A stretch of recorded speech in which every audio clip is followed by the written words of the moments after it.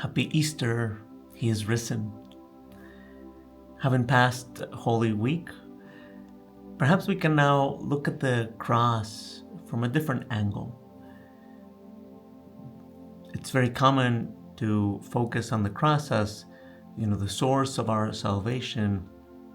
In a way, it misses some points. It misses the importance of the life of Christ, and it misses the importance of the resurrection.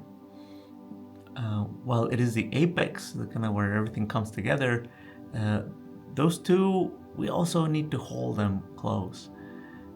About his life, if we miss that, we'll miss Jesus' message and Jesus' life, the truth, the life. That is Jesus. He's the way also to the Father.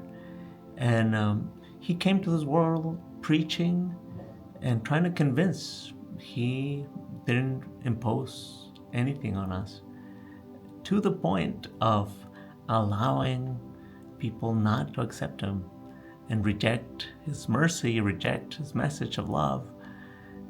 So his message kind of brings him to the cross. In a way, Jesus says, "I rather die than act with violence." But from the cross, we see that humanity can have a lot of darkness. In a way, the cross exposes the darkness of our heart, that we wouldn't accept the fullness of revelation. And yet, if Jesus had died then, and there was no resurrection, we might say, well, that was Jesus' way. But maybe that's one way among many. Maybe I'll pick another one that's more advantageous for me. But in the resurrection, is the Father saying, this is not one way among many. This is the way. This is the way to fullness of life. This is the way to salvation. And it's also through that the Father proclaims that sin and darkness and even death don't have the last word. And that's so important for ourselves, because sometimes we go through difficulties, through our own crosses. Jesus shows us how to go through them with our eyes on the Father and our mission. But in the end, that whole journey might turn even darker. And even the darkest night cannot hold the greatness of God, cannot hold the love. Not even the greatest hate can hold and determine the outcome.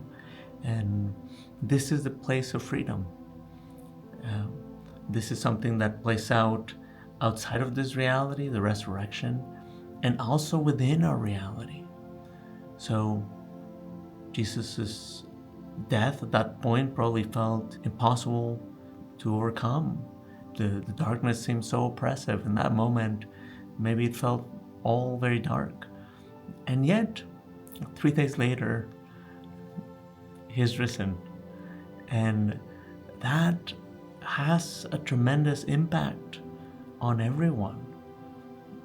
To say, I want to live my life for the cause of love and justice and truth and mercy.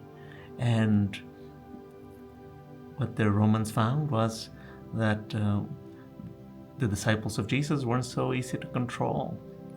And 2,000 years later, we might ask ourselves, the Roman Empire, where is it? Well, they're in history books. Some people study them. There's ruins you can go visit.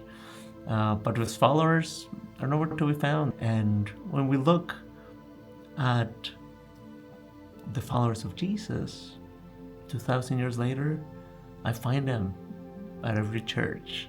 There's thousands of them coming together to proclaim that it's worth living a life of love, that it's worth following this place of sacrifice at times, and that the world is not destined for evil, that the world cannot be controlled by evil, that our own life cannot be ruled by darkness, even if at times it seems like it's overpowering, that the Lord has the last word and that no force can overcome it.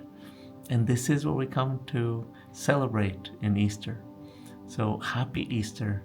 May the life of the Lord be shining within yourself and with love for those around you. God bless.